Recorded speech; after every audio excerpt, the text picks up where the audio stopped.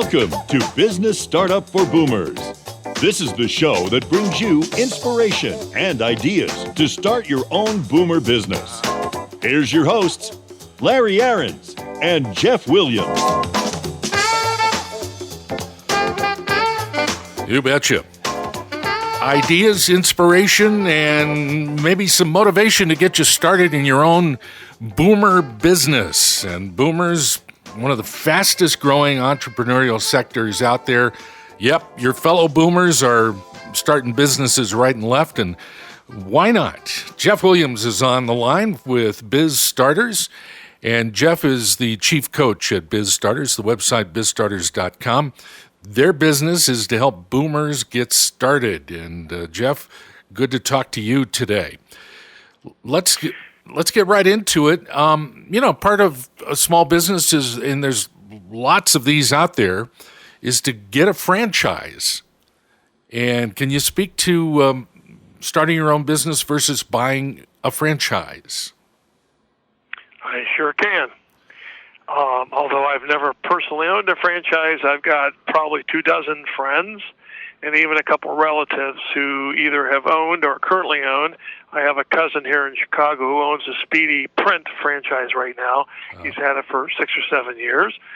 So let me just tell you a little bit about it. But before I do it, let me just put a preface here, and that is that, I'm not an expert on franchise contracts and such, but I've been asked about this over the years, and this is a particularly attractive alternative for entrepreneurial work when you're over 50. A lot of franchises are bought by people over 50. And let me tell you one of the main reasons that occurs. It's not just because it fits well into the career position of the 50-plus person, but there's another reason, and that is that many franchises are not really interested in talking to you unless you have a $100,000 net worth, which means that your assets are $100,000 more than your debts. And this has gotten harder and harder for people over 50 to fulfill since the recession. People saw their 401ks go down 20 or 30%. They saw the value of their houses go down, which are two main parts of the asset structure for people over 50. But I will tell you that no matter how they do it, whether they have you do an online quiz, whether they talk to you over the phone, they're really trying to find one thing, and that is, are you worth $100,000 or more? Now, why do they care? Yeah. Well, the typical franchise, you're going to put in between $90,000 and $125,000 of investment during the first year. Wow, that's significant. Right. Absolutely. It's many, many more times the investment that our startup clients put in. Our typical clients putting maybe $25,000 to $30,000 in total the first year. Now, why would somebody go and put $125,000 to $150,000? Well, there are three main reasons.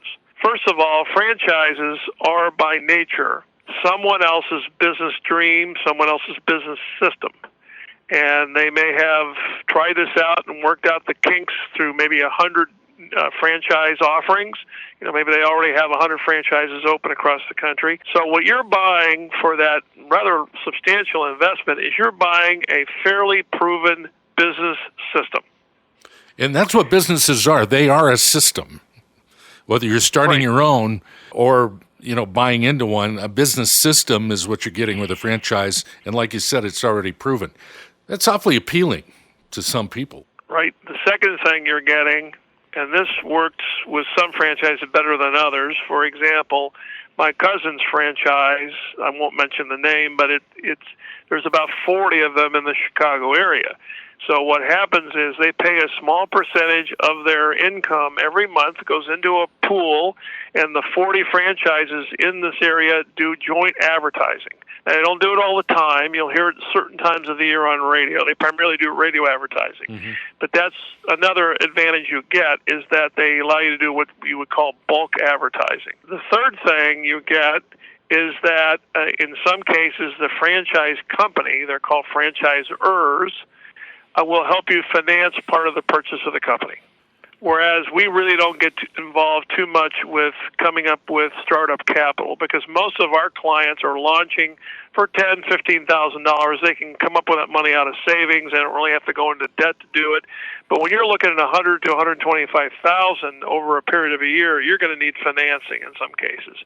And in some franchises, for example, if you buy a fast food franchise, a typical McDonald's sells for the franchise fee is $2.5 million.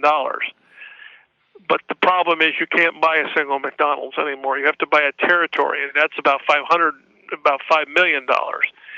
But let's say you want to open just a small food outlet of some kind.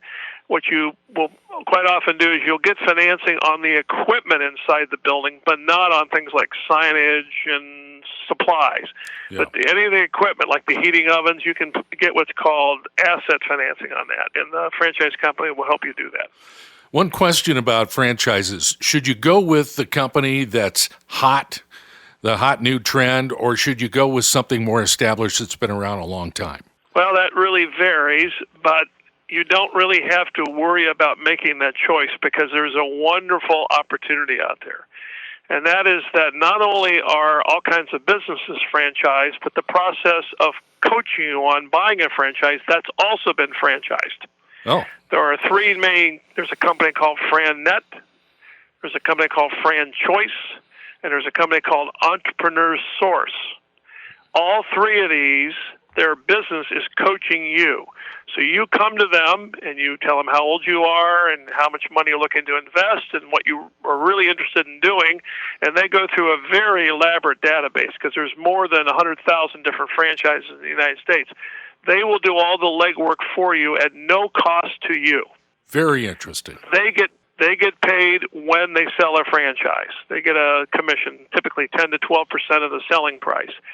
This is why these guys have to have some financing in place, because it can take 5 months to close a franchise deal, and they don't get a nickel until that. But it's good for us as potential franchise buyers, because we're not spending any money yet until we find one that fits. Now, typically what they'll do is they'll narrow it down to two that seem to fit you, both financially and philosophically. And then a lot of the franchise companies have what are called discovery days, where you can fly to their corporate location for a couple of days. Now, you have to pay to do this, but they'll have you come, and they'll explain the franchise. They'll introduce some other franchise owners. You kind of get to see behind the scenes on the franchise before you agree to commit to anything.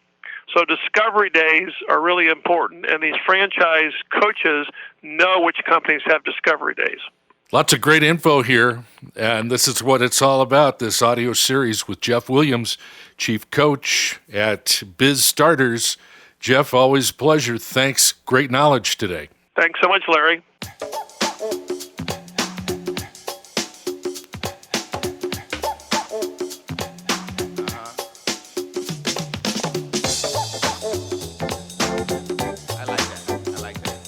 This has been Business Startup for Boomers with your hosts, Larry Aarons and Jeff Williams, the show that brings you inspiration and ideas to start your own boomer business. See you next time.